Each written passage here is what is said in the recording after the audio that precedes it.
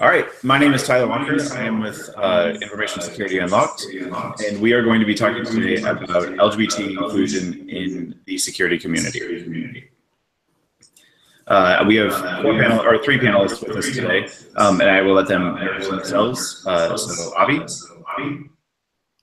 Hi, I'm Avi. I live in the DC area, and I kind of run around everywhere. You'll usually find me at Tool DC or running around B-side and whatnot. So, Cool. Emily. Hi, my name is Emily. I worked in security for 7 years.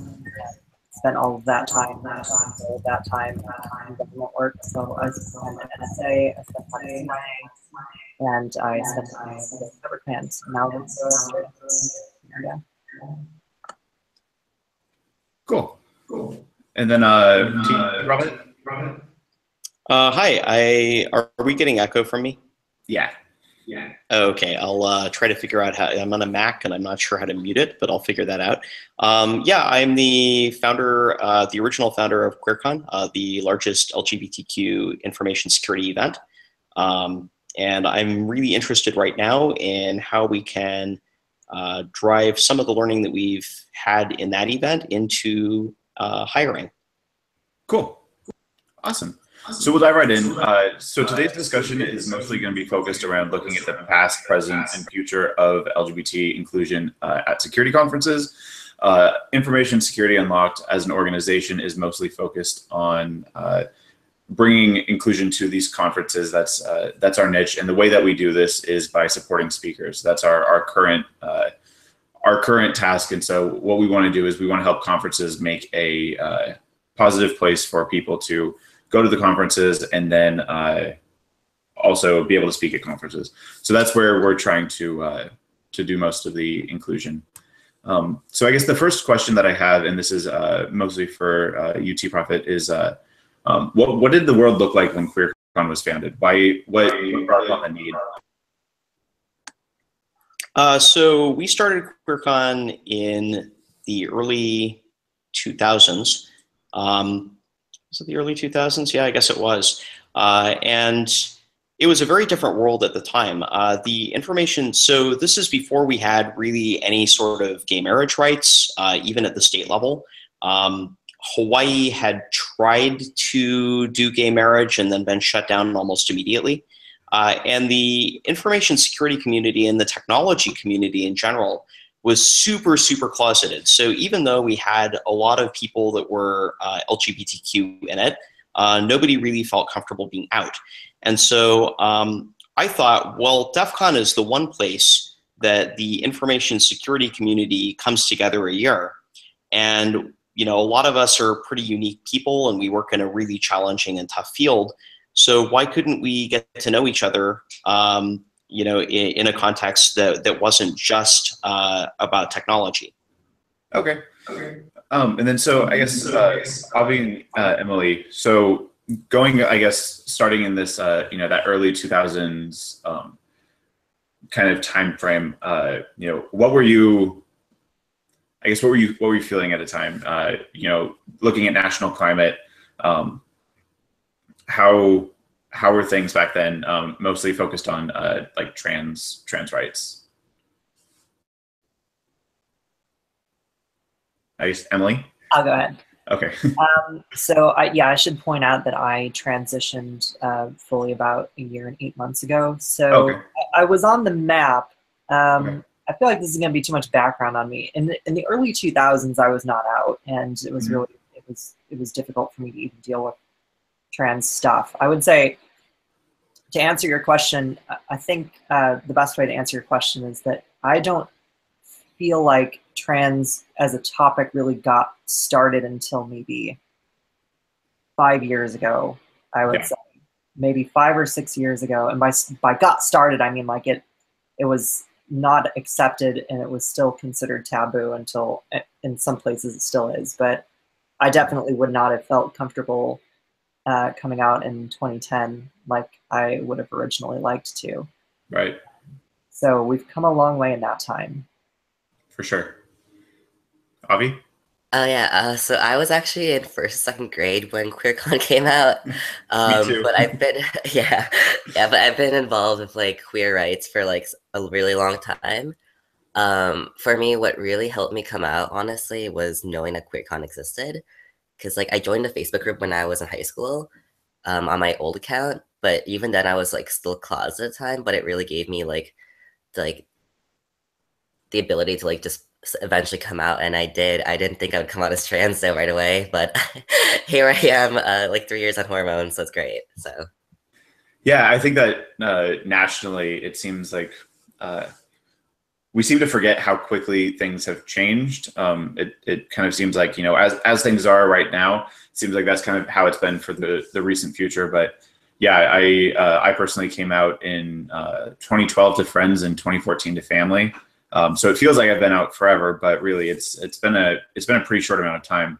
I remember in high school when there was the string of LGBT suicides that kind of hit the news, and I remember that people still talked about like, ooh, I don't like those people should be, you know, given a national platform. It was still pretty uncomfortable. So it's, I mean, even since the time that I've been in college, it's been a massive shift.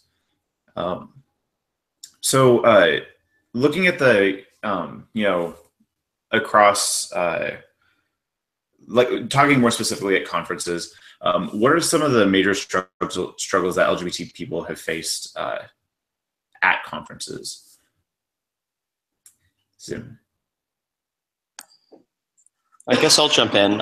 So in the Okay. conference environment, there's, you know, like people often let their hair down very much. And we see this not just in information security, but in the startup scene as well, right? It's a very freewheeling, kind of alcohol-fueled environment. And so that brings out a lot of the worst of people and their prejudices, alongside a lot of people feeling more comfortable letting their hair down. So, you know, that can very much be a double-edged sword. One thing that we've also seen an awful lot of in the conference scene is that, you know, there's increasingly an issue in technology where women don't feel included. And I think that this has been, you know, so we've gotten to the point where, hey, queer people feel pretty included at this point, but, you know, half of the population actually still doesn't. So we've come a long way for our community, but we still haven't come as far as we need to in the technology industry in general. Mm-hmm. I think I'll jump in really fast on that. One thing I've noticed, at least in my case, because I'm a trans guy and I'm also non-binary, I found that people tend to lump non-binary people in with women a ton, and that's not fair on both sides. Like, that's just not okay at all, because like non-binary people are not women and vice versa. And a lot of people assume that a lot of people who are non-binary are assigned female at birth, which is, we don't know the real stats on that yet, but at the same time, that's not fair for people who are assigned male at birth either, right? So it's like this weird shift of like, where can we fit people in that are still like working on this really strongly together? So that's another issue I found at conferences, besides For sure. harassment and whatnot. So going with this the conference inclusion, something that I've noticed is that a lot of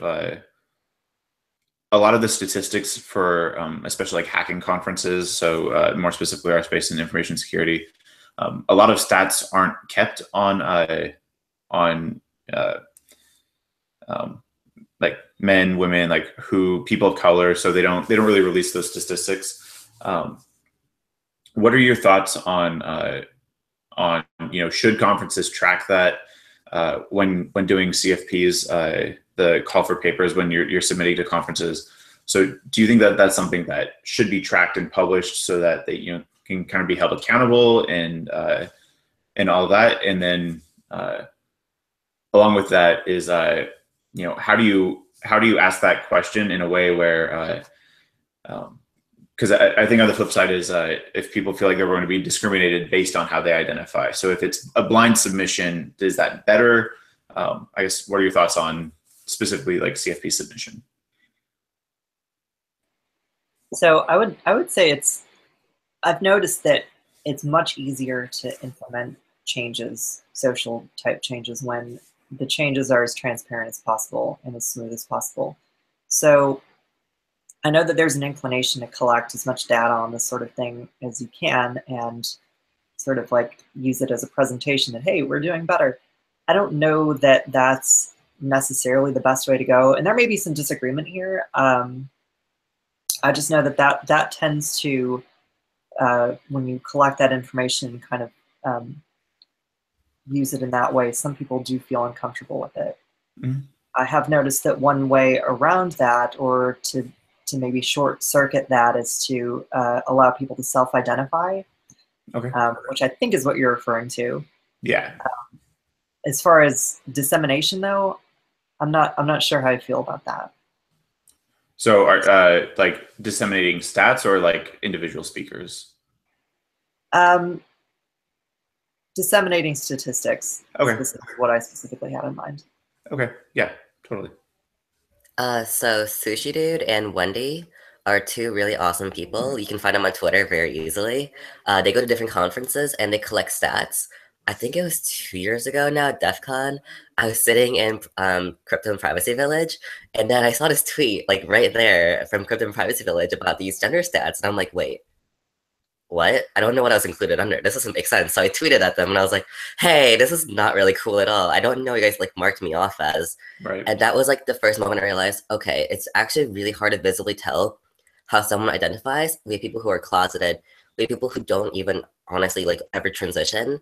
It's up to a person, right, to self-identify, but we can't just visually look at a room and say that. Right. So I think it'd be really cool in some sense to have people like have an option when they like register, if they do, mm-hmm. on like how they identify. But when it comes to like CFPs, I'm a little torn because I think they should be blind, but also I think it'd be really cool to like, collect the stats, but also each conference doesn't really quite know what to collect, right?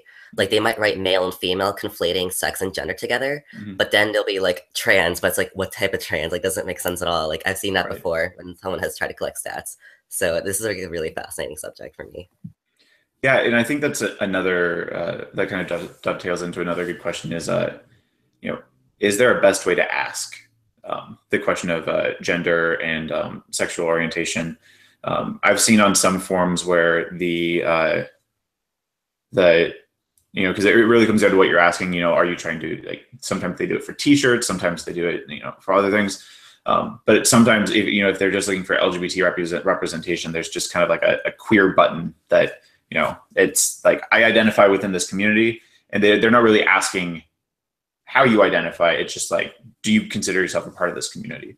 But so going to the question of asking, if you're going to ask questions of like sexual orientation or gender identity, and everything that goes with that on a form, how do you ask that question?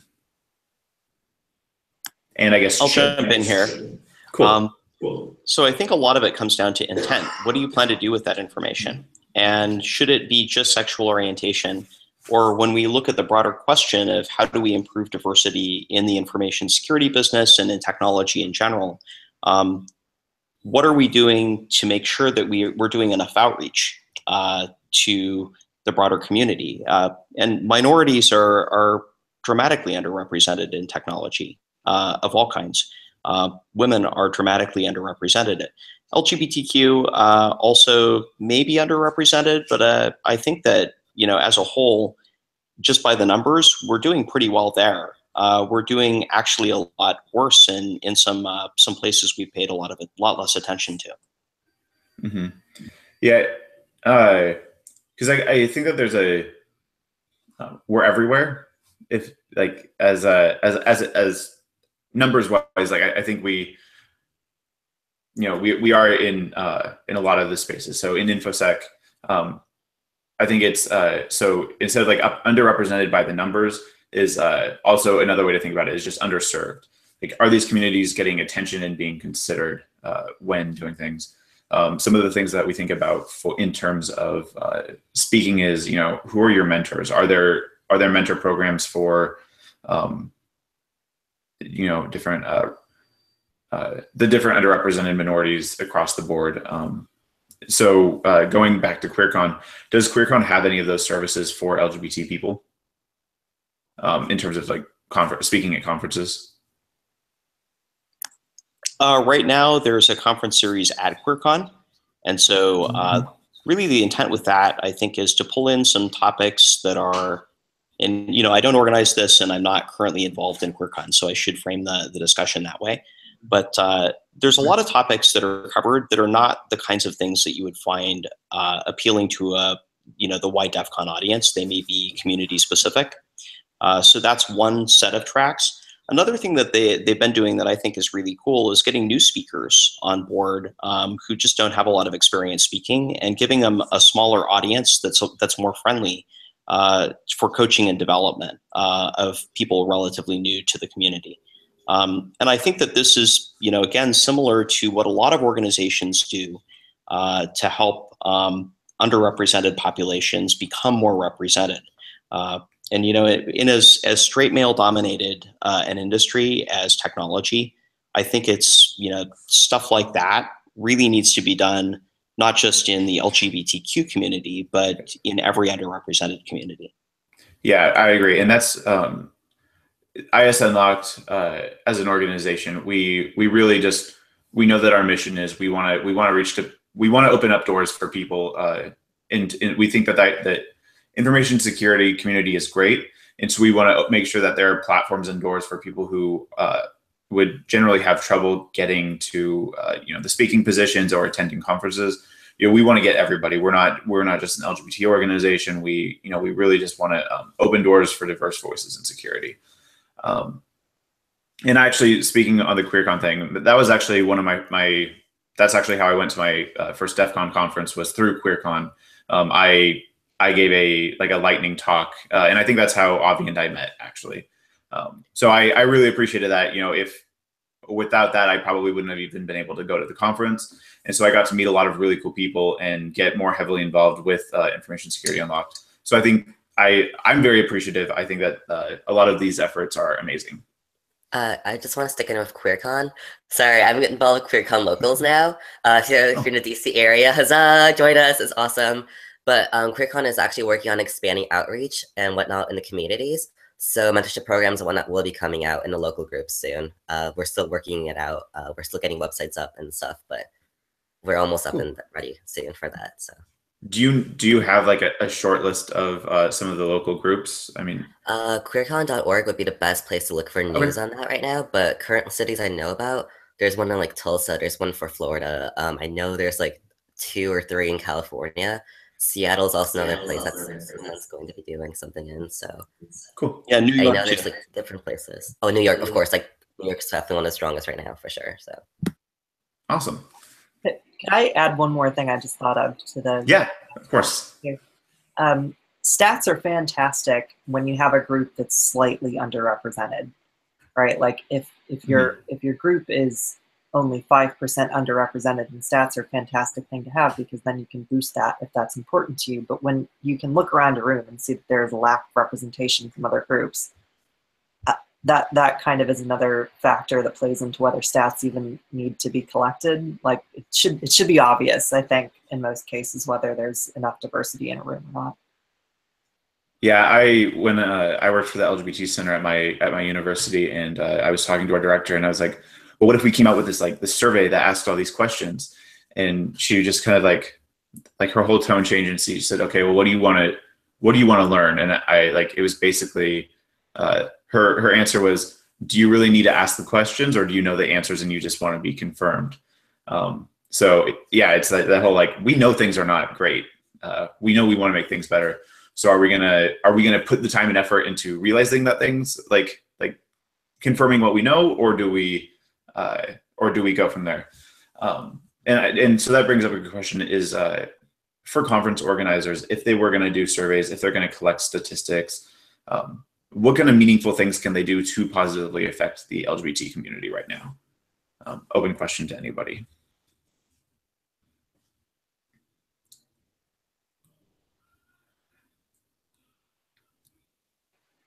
I can go ahead and okay. So one of the things that I've talked about a lot amongst my coworkers and anybody who will listen is, if you're an organizer and you have a code of conduct, enforce it. Right. This is kind of something I've noticed. a lot of conventions are old, and by old, I think we mean like between 15, 20, maybe a little over 20 years old. And some of them have people who have been going since the beginning of the conferences. And some of those people don't really take codes of conduct very seriously. They may not even know that they exist. And so when you let the rules slide for some of those people, like nobody's going to take it seriously until one of those people gets kicked out. And I'm not trying to like limit the audience because, you know, for any particular reason. But the truth is that some of those people do go to these conferences in order to behave however they, you know, want to behave, regardless of who they may be stepping on. And so to me, it's important to make sure that if you have a code of conduct, you should make sure that you're following it, or else there's no point in even having it in the first place. For sure. For sure. So one thing I'd like to jump in on with codes of conduct, it's a fairly new thing that conferences that are relatively established and have not had codes of conduct before, all of a sudden, a couple of days before the conference, get hit on all sides with a ton of public pressure to adopt some sort of template code of conduct, you know, often out of a university environment that doesn't really respect the history or traditions or culture of that conference. And this can harm more than it helps. You know, I totally understand why people want to do it, but there's a right and a wrong way to approach inclusion and diversity in a conference. And just coming in and doing drive-by D&I, I don't think is the right approach. And you know, we've seen a lot of this in academic conferences as well. It's gotten, you know, that was the case, you know, probably 20 years ago. It's gotten a lot better. You know, there's a much more formalized way of doing this in a way that's appropriate to the audience. So I think that, you know, maybe drawing from that experience is a better way to move forward. Yeah, and I think that was there something in there? Yeah, and Helena's got a question for the audience. So I'm an academic. I've been to conferences for the last 40 years. I've never been subjected to a code of conduct because the assumption is that we behave properly. So this is staggering to me that tech people need to be told to behave well. Is my thought, because it's never happened in all the political and international relations conferences I've been to. The assumption is that people behave. Did you guys hear that? Yeah, could you just give like a quick summary? Yes. Sorry, the microphone's in the front of the room and the person asking in the back. So Helena is teaching the program here with me and is a very experienced professor and PhD in the field of PMEDs. And she attends a lot of academic conferences that are geared toward a very professional audience. Her point is, you know, none of these things have codes of conduct. The assumption is that if you're a professional, you should behave professionally. Mm-hmm. And it's just not even a thing in that environment. So what we may want to do is dig in a little bit more to some of the differences between tech industry conferences and some other kinds of professional conferences where, you know, the needs arise for these kinds of you know, rulemakings. Yeah, and I think that I know that you've attended. Is it almost all or all of the DEF CON conferences? I've been to every DEF CON. So okay. the academic stuff that I was mentioning is I know that you know, there are some student-focused events, particularly, you know, like Erasmus Student Network, for example, in the Netherlands. And ESN for their events does publish a code of conduct for students. Mm-hmm. So, you know, I know that for a younger audience, sometimes that's a thing. Mm-hmm. You know, Helena's pointed out for a more mature professional audience really isn't a thing. You know, it's kind of I see in the conference audience in the information security industry how we treat each other and how we codify that being a very new thing, but it's actually, there's a small, very vocal group of people who are pushing it in a drive-by fashion in a lot of conferences and in a way that I think does more harm than good. But I've been to every DEF CON. DEF CON, believe it or not, has a code of conduct. Mm-hmm. Most people don't know this, but essentially what it says is if you're a jerk, we can kick you out. Right. So I guess that brings into a good next question is, I mean, have any of you had any experiences at conferences where either the code of, like, somebody had the book thrown at them where the code of conduct was enforced, or where it was maybe loosely defined or not enforced at all? Yeah, so actually I want to bring that up. Okay. So for me, a code of conduct, like I go to conferences that don't have code of conducts either. The difference is something can be enforced. I like a code of conduct just because it's like a written thing of, here are issues that might come up, and if they do this. Like that's all I need from a code of conduct. But one example I have that's actually a negative version of a code of conduct because of how it was enforced. Essentially, someone was debating trans existence, and it was like a really awful experience, right? Because they're basically saying that I don't exist. So of course I say something, but I'm just like, that's not an okay opinion to do. But then other people start chiming in, of course, and then someone starts swearing at this person who was saying that trans people don't exist, basically, but they got in trouble instead because they had just sworn, right? Mm. So that was like a weird experience, having someone literally telling a group of people that we don't exist, but then the person who was also trans, but also was telling, like, start swearing a bit, right, in their response. They were the ones that got in trouble because they decided to enforce it as in like a pure, like, neutral stance of doesn't matter who it is. I also find that as an issue because now we're having victims being like, great, now they're being kicked out of the group potentially, but then the person who started this all doesn't get any like harm or anything against them, right? Like there was no repercussion against this person. And it's only been recently that this person finally got kicked out.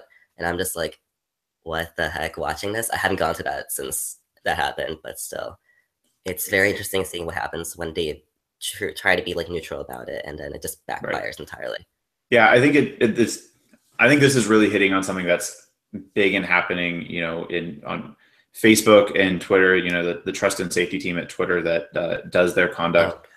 It's really interesting looking at this microcosm. How does it affect LGBT people at conferences, and seeing how it is playing out globally because of, you know, a lot of the stuff that's going on now. You know, I know that Facebook and some of the ways that they implement their rules is, you know, certain classes of people are protected more, and so people who we might see as being on the, you know, the receiving end of negativity and might sympathize with more are actually the ones who aren't protected. So going back to this whole code of conduct thing, because I think this is something, it's an important discussion. It's been happening a lot on Twitter. Is for a good code of conduct, what are things that should be implemented to protect LGBT people, and specifically, just looking at our community, what are some strong things that conference organizers can, or like conversations that they can start, and what are some like actionable items that could really help the people in our community? I'll jump in for a second. I don't think the needs of LGBT people, of women, or of minorities around a code of conduct at conferences in particular are any different than anyone else. We should all treat each other with respect. Mm-hmm. And if you try to codify one particular group as being treated in a different way than another particular group, then there is a question of fairness. And I will add another point, and that is that particularly when you're dealing with tech people and hackers, you're dealing with a crowd that very much tries to figure out how to get around the rules. And so sometimes having rules just gives you more loopholes. And this is why I think doing this last minute in a way that's not deliberate and in a way that doesn't really respect the history, the traditions, or the makeup of an event can really do a lot more harm than good. You put in a code of conduct, and maybe it ends up being used as a weapon against the very people that you were intending to protect with it. Okay. Did anybody else have anything on that? Yeah, I would disagree on a couple different levels there. I would say that there is a need for some slightly different protections. So I'm usually pretty out and proud about my trans status, but that's because I live in a very safe area. And I know that there are safety issues with other people too, but if I was living stealth, stealth is a word, just in case anybody doesn't know, stealth is a word that describes a trans person who's not public about their status. I could feel very uncomfortable by that. There could be some violence directed toward me just by virtue of the fact that somebody knows now and didn't know before. There are a lot of possibilities that open up just on the basis of an exchange of information that's privileged. For sure. So I would agree on the point that I'm not sure how you codify that into a set of rules. Right. And I certainly, I wouldn't argue that one group of people deserves comfort and another group does not. I would just say that I do think that there is a difference between people that aren't on the LGBT spectrum, so to speak, and the general public. I think there are some things that are very specific that I would like to see and not everybody needs. Cool. I also want to jump in really quick on that. I think this is a question of privilege, which all it really means is basically like one person's potentially more likely to experience something else than someone else who doesn't have that, right? That's all we're talking about. And I don't know how to put this into like a set of rules either, right? Like no one really does. That's kind of the issue. But at the same time, I think it's also not okay to say that just because your experience is okay now means that everyone else is going to be okay either. Because like, for example, being trans now, like my experience from when I first into DEF CON over 5 years ago now is completely entirely different since I've come out since my second DEF CON onward. Like actually recently had a weird experience. Just found out they finally started going on an anti-trans thing after being rejected by like a lot of trans people recently, apparently, which is, I mean, kind of makes sense because fetishizing trans people is not okay. But I think there is a reason why we need a code of conduct. We need something to be like, as an overall, of course, for everyone, but at the same time, it's a nice backup for anyone who doesn't typically get a voice. Yes, I have a lot of friends, thankfully, and I'm privileged to have a lot of friends when I go to conferences, and I know they will have my back, but if it was my first conference and I experienced something not okay, I want something to help me, because if there isn't, and you're alone, now you're most likely never going to speak about it, and you're probably never going to go back, and I think that really sucks. So. Yeah. I think that from my personal view, having participated in a few discussions about code of conducts online, is the spectrum seems to be like, okay, do you have one sentence that just says don't be a jerk, and then on the other hand you have like something like the a fully like laid out like 10-page book on all of the rules where you say can't do this. And I think that there's a happy medium where you can satisfy a large population, but from a diversity standpoint, I think the reason why I like talking to people about the conferences that have code of conduct is because it's a little bit of transparency into their style of leadership. You get to say you can lay out we don't accept this, we don't accept this, and I think that something that when I was just starting college, I came to university not out to family, and I wasn't even sure how long it was going to take me to come out to friends at school. I had it in my head that I was going to be like in the closet for 2 years of school, and I just did not do that. But one of the things that kind of stuck out to me was on our syllabus, there was a statement that was more or less a classroom code of conduct that says we will not tolerate racist, sexist, transphobic, and homophobic remarks. And I think that personally, I think that there's value in seeing my group on there. If they just said we don't tolerate racist or sexist remarks, I might say like, oh, okay, so maybe maybe the homophobic, maybe the transphobic, and all those different things. So I think that there's value in code of conduct there, and that's I'll open up for like closing remarks on this so that we can kind of get to the next thing. But I think that there's definitely value in signaling to your audience that we want you here, and when you're here, we want to we embrace you and we will protect you. Or if it's not protecting, it's we will respond to incidents, because I think that that's something that becomes complicated. But yeah. So we've got a question here from the classroom. Sure. I do have a question about essentially the kind of culture of intolerance in the tech industry at large. So like, because I know that this past summer in Seattle, there was quite a lot of attention brought to the conflict between, like people traveling here to work in the tech industry because of the growing abundance of tech companies in our area. But like it was was all over the news, and there was all kinds of violence. And I'm wanting to, because I'm hearing what you're saying is that specifically at conferences, and you did mention that, you know, people drink, and I'm hearing that being essentially kind of a justification. But what I want to know from everybody here is what I'm hearing is that in the tech industry, there's a prevalence of intolerance towards LGBTQ community, and then if you have any insight as to like why, and then anybody who doesn't have insight, I feel like that might be help, like information that would inform this kind of. Yeah, for sure. So the classroom's a business class, and so they're not as familiar with this industry as those of us who work in it. And so the question from the classroom, just to repeat it, because I know it probably didn't come across the microphone very well, is first of all, how does this stuff relate to some of the intolerance that we're seeing against immigrants working in the tech industry? Because you know, there's a lot of harassment against immigrants as well. And you know, can we tie these together in some way? The second is, you know, how much is the party culture and alcohol-fueled culture of information security a contributing factor to some of the problems that we see? That's not it? I heard you saying that that's why it's sort of that's why it's like you're saying that helps sort of.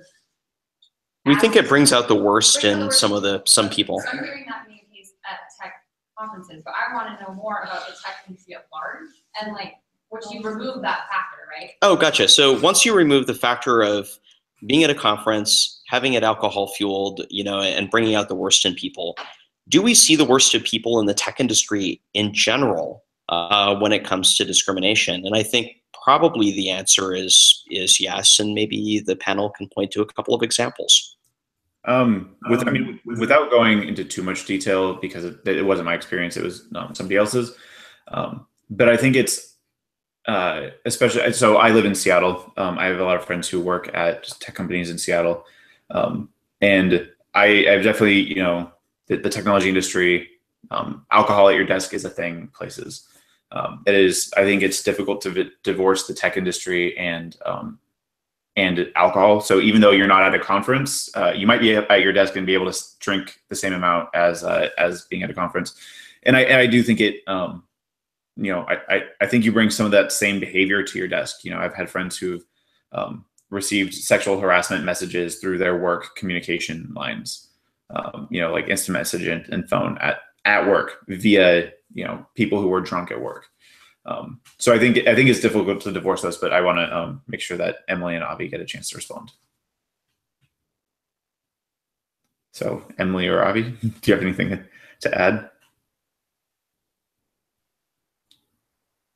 I was pointing at Avi to go. I feel like I've been going first too often.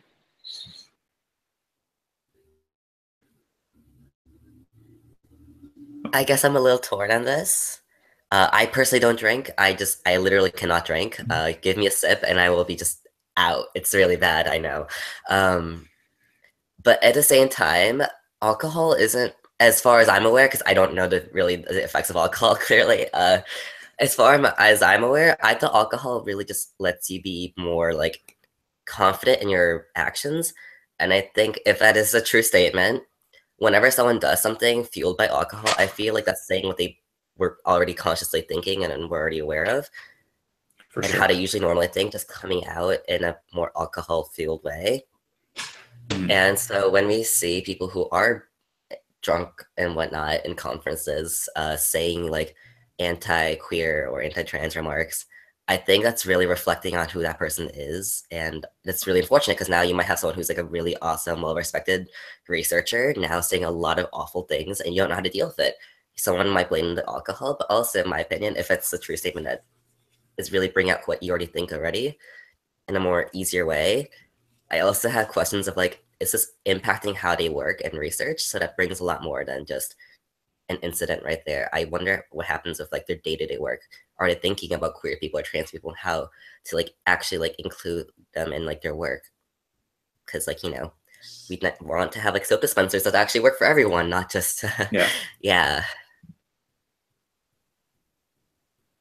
Yeah, so the first part of that question, I think it makes sense to address the first part of that question because my answer would dovetail with the second part, which is so the first part of the question. I think I'm going to restate it the way I heard it. Is there a way to tie the anti-immigrant backlash to anti-LGBT stuff? I mean, it's all based on bigotry. I think it's all coming from the same place of like fear of other people. Yeah. And so how you tie that together is one of those questions I think a lot of people are asking themselves right now. And if there is some way to do that. I mean, one thing that you can do that's concrete is to just not allow it to occur near you. I've been in rooms where there's all kinds of bigotry that occurs, and that can be anything from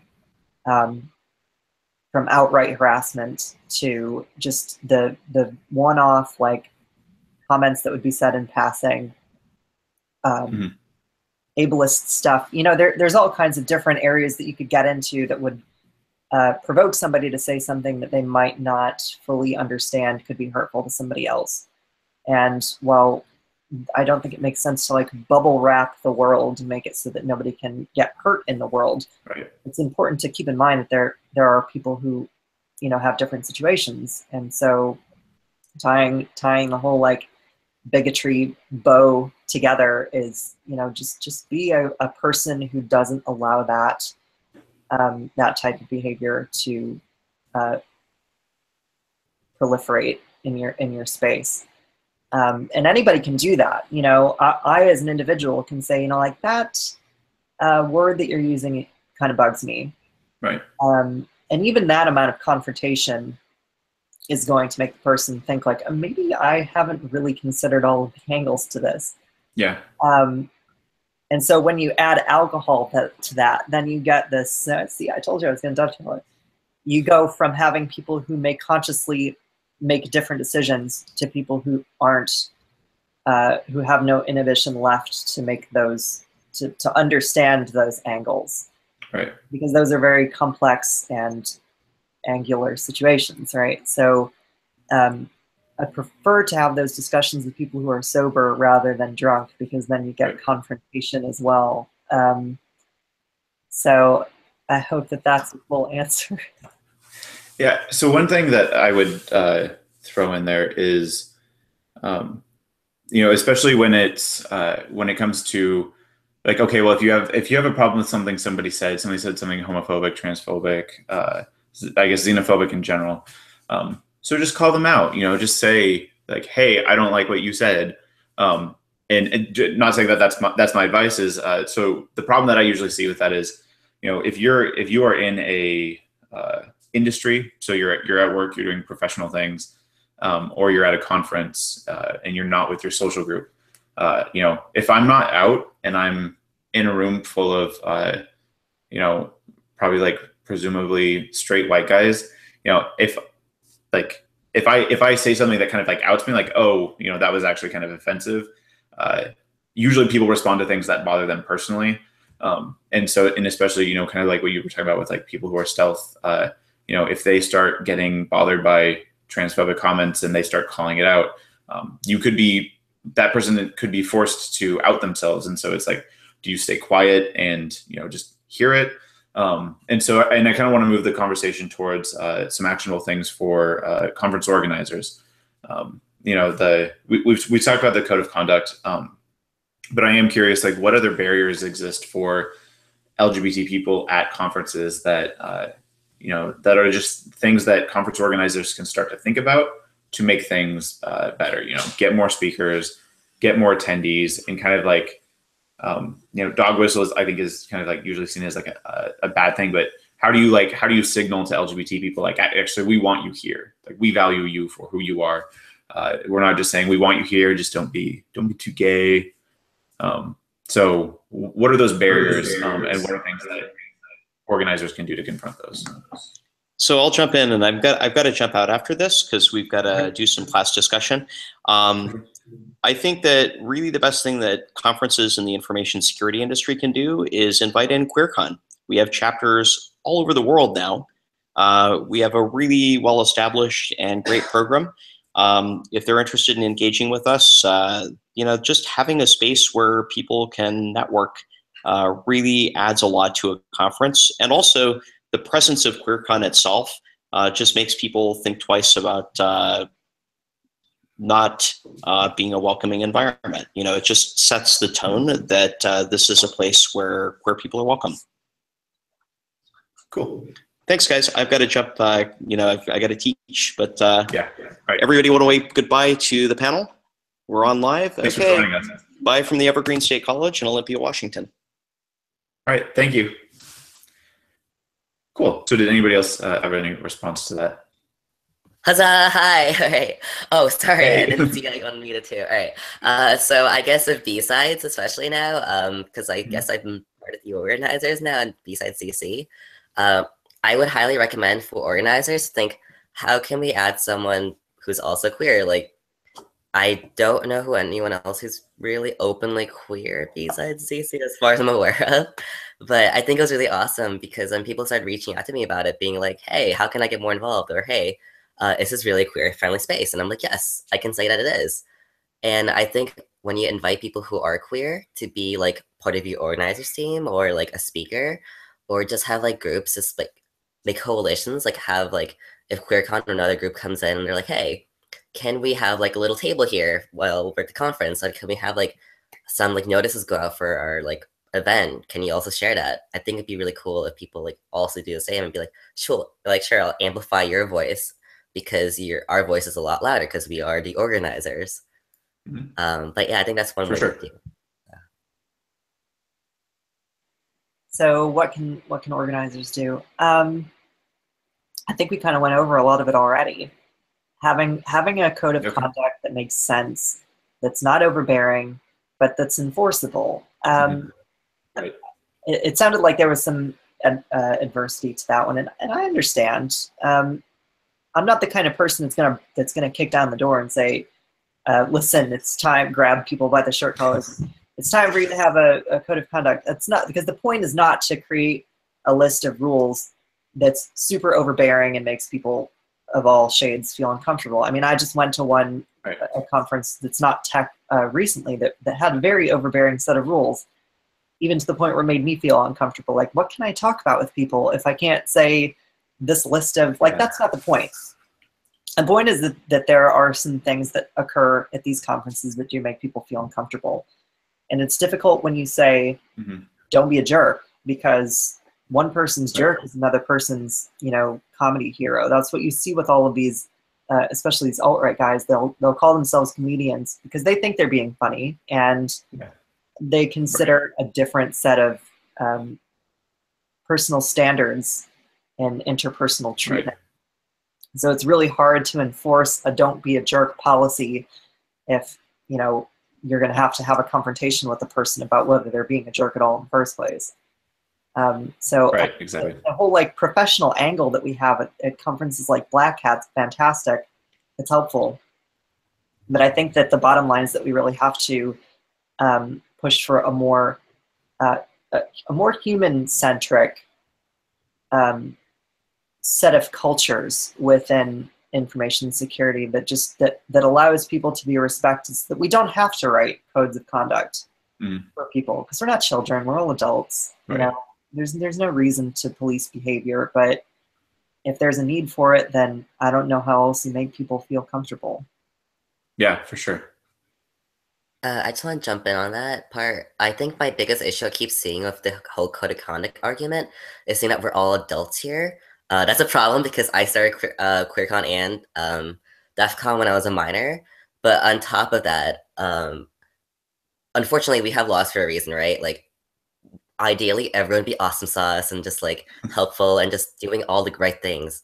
But we will always have like someone, whether it's alcohol related or not, who's going to start saying things. And that's why I'm like, I think code of conducts can be overbearing at times, which is why I'm not entirely for them in the sense that like I will like worship them like on Twitter nonstop, because I do go to conferences that don't have one, and it's, at least in my experience, been fine, but maybe not for someone else I'm not aware of.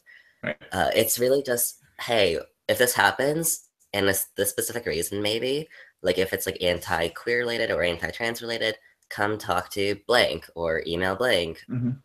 at the conference. That way it can be actually dealt with directly at the time when it's happening. So Yeah, for sure. And I think that with the whole code of conduct thing, I really like what T Profit had said earlier. There's the question saying, you know, I've been to academic conferences and they don't need a code of conduct because I like that whole, like, we're all adults.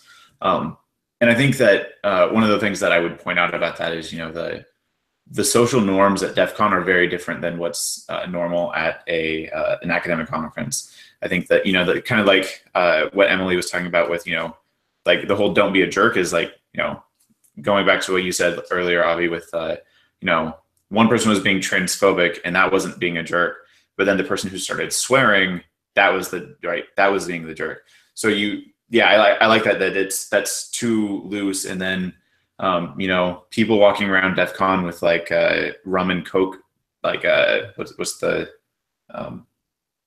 Camelbacks, right? Like that thing. I think if you saw that at a normal conference, that would be like, what is that? And so I think that it is important to like know your organization's culture and be able to play with it, because I think that a lot of people would find it difficult to just say, okay, well, now we need to kind of sterilize and professionalize every single organization.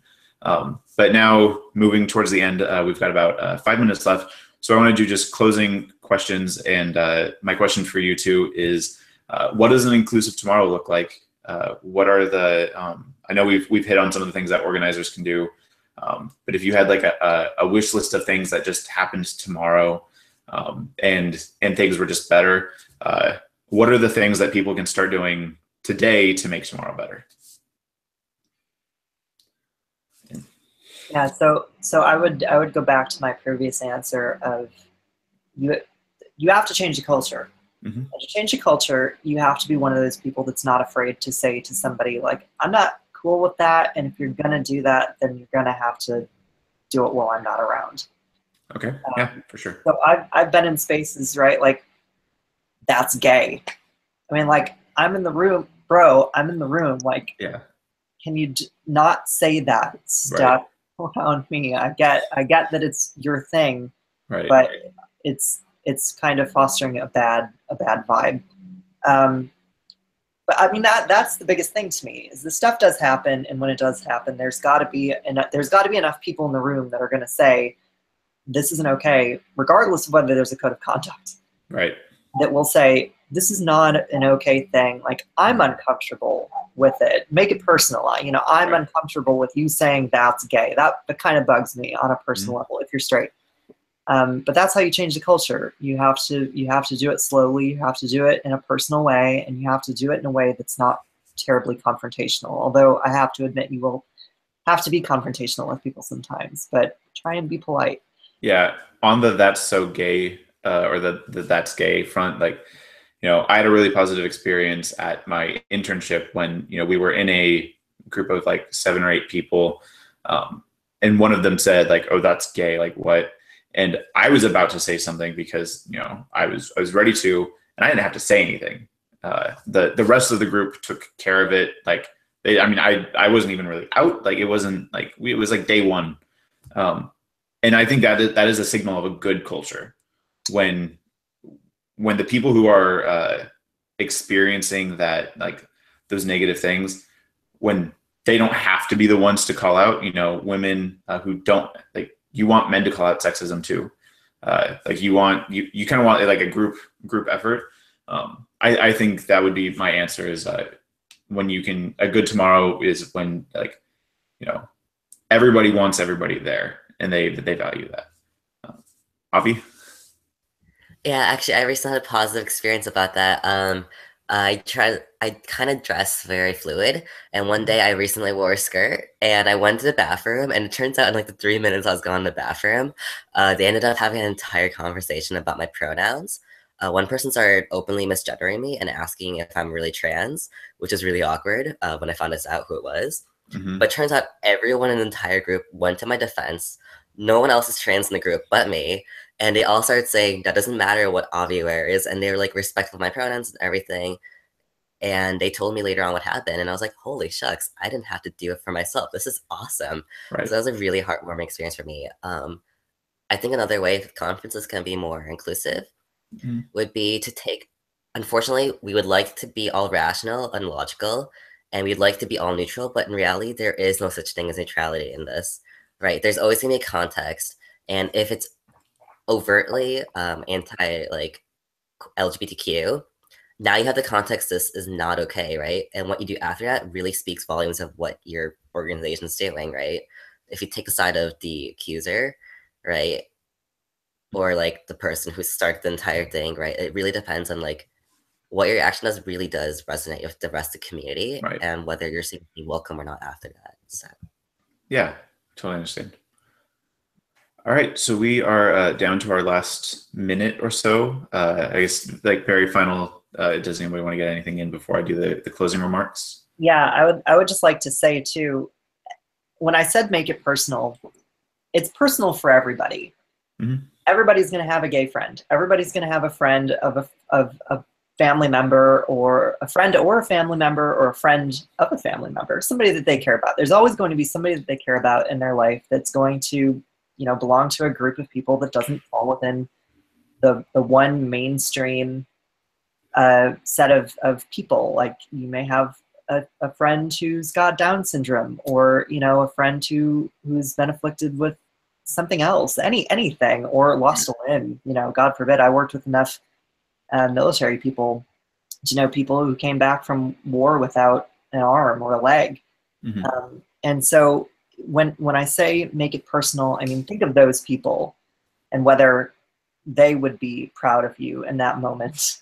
Right. When somebody says something that's kind of negative, or Right. you know, outright negative. Yeah. And that again, that's kind of what this is all about. I don't mean to bludgeon anybody with like who I am. I really try not to bring it up as often as I can, but sometimes we have to. And when we do, you know, it's easier for everybody if I don't have to be the only one who's trying to do all of this stuff, because that it kind of harshes my buzz, and it makes me seem like I'm not fun to be around. Right. Yeah, I think so. Moving towards the closing part, we don't go to conferences to fight people. That's, you know, we talk about this like confrontation and calling people out. You know, realistically, LGBT people at conferences want to go to the conference for the topic. It's not. I don't go to a conference and pack my rainbow and I'm like, we're fighting today. I just want to go and have a good time, and, you know, learn things and participate in the community. And so we want to do the things that make people comfortable, and because like realistically, like the intersections are cool, but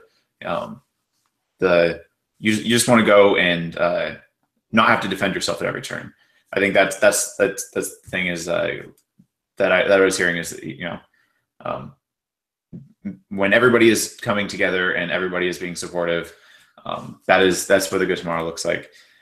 So wrapping up, just as a reminder for everybody, so we are Information Security Unlocked. We're a nonprofit. We try to open up the voices for diverse voices, or sorry, open up doors for diverse voices in the community. We really want to help people do speaking at conferences. So if you are somebody who wants to speak at conferences, one of our awesome things is we have a CFP review panel. So if you are thinking about submitting, you can send us your paper. There's a form on our website, which is isunlocked.com. And you can send us your our paper, and we'll pair you with somebody who has a lot of speaking experience, and you'll get some direct feedback from one of our mentors. But that is it for me. I'm Tyler Walker. I want to thank everybody for watching, and then all of our panelists, of course. And that's all I have for you today. Bye.